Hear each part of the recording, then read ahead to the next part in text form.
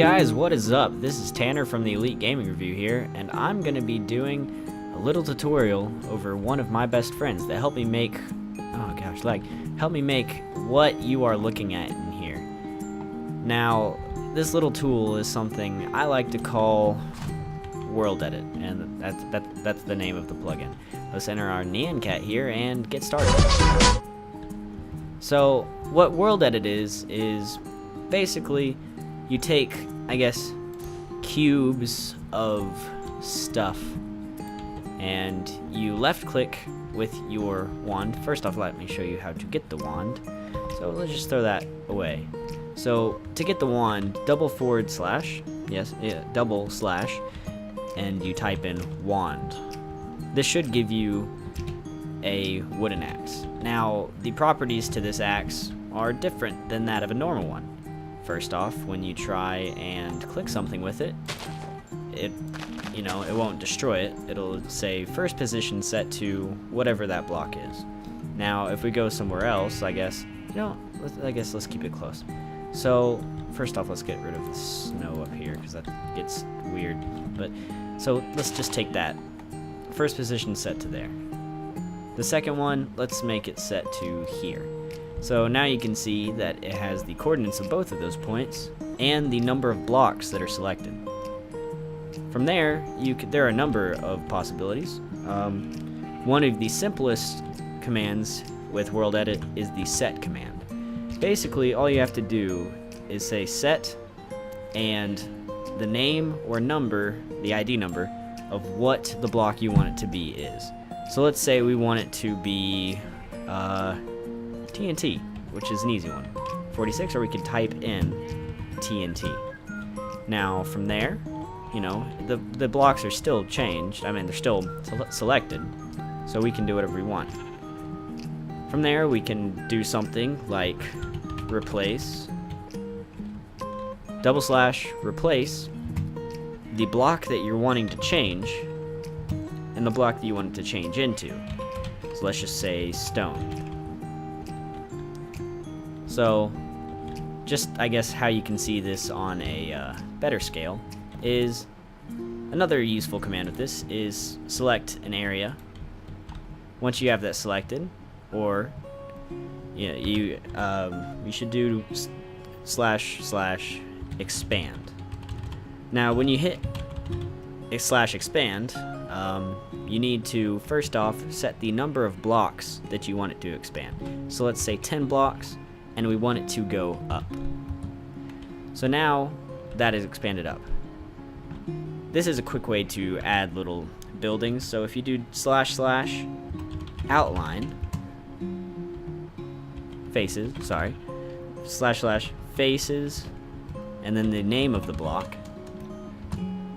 has a just empty block of what we asked it to build. Now, if we did something like set, it would make it a completely solid block of that. Or if first off, we just cut it now. /cut makes things a little bit easier if you just want to remove things. Or you can replace certain blocks with air, which I will show you in just a little bit. Now, if we do walls and say the type, it does the exact same thing as outline, except it doesn't have a top or bottom, just the walls. Okay, now that we have that selected, let's show you a little bit more of the replace. So we have this whole area selected, and if I did set or anything like that, it would replace everything in the area with that. So say we just want to fill up the middle with water. So we do replace air water. That should fill the middle completely with water. So that's always fun. If we have it in a place that we don't want it to be, another useful one is if you have the area selected, you can always do /move. That will move it one block, everything inside of it, one block forward.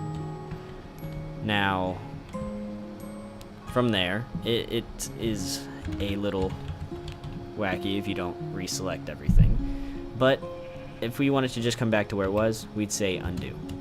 Now let's move that 10 blocks over. Sorry, move 10. So now that's all 10 blocks over there. So another useful tool is if you make one selection and you go up here and there's nothing to click on, you know, you could always go the long route and say, oh, well, I'll just build a tower. But no, that's not necessary. /POS2 or POS1 if you've made the second selection but don't have an area for the first. So the second selection is now up here. So let's set this to, oh, I don't know, 98, which is stone bricks. So now we have an entire block of stone bricks. Yeah, I guess that's kind of useful, right? And so from there, I guess let's try something else.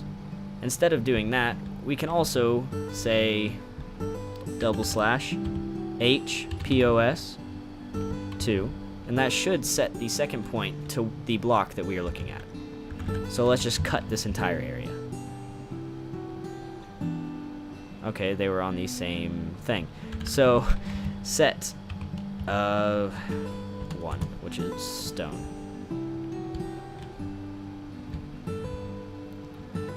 It's another nifty thing if you're trying to do things. The next thing I'm going to teach you about is the brush.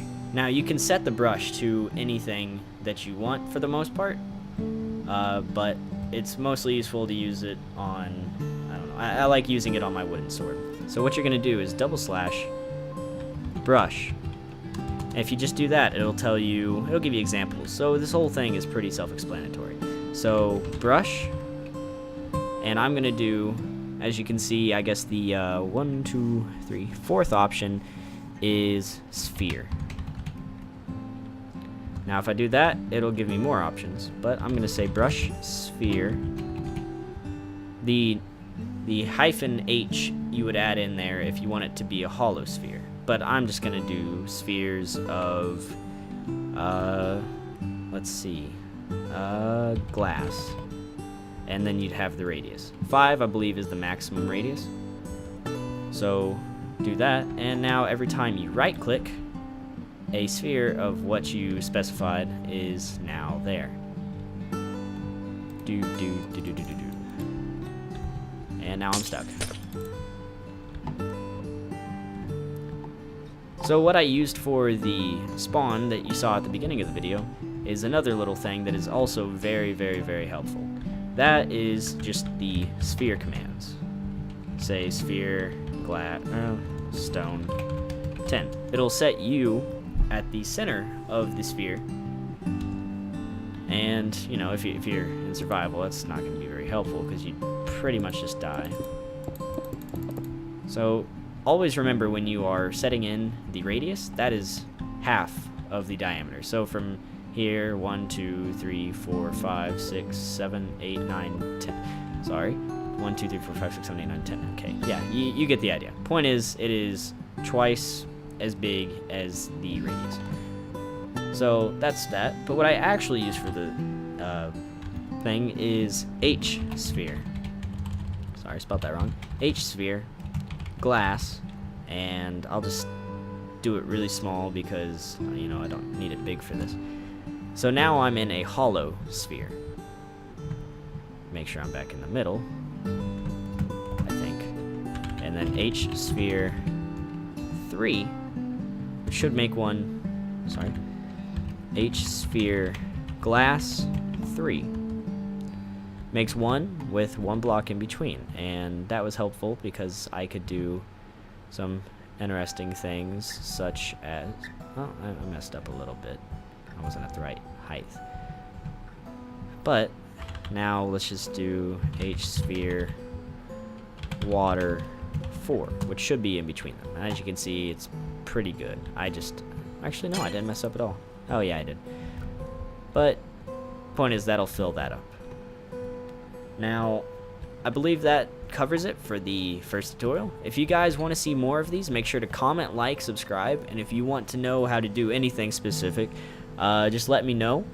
The next episode, I believe we're going to follow or learn more about the clipboard and the copy, cut, and paste, and also how to import schematics from, I guess, the internet if you download them, or from basically anything, if it's a schematic or MC edit file. Alright, I hope you guys enjoy, and yeah, have a great night. It's night with the moon. Goodbye.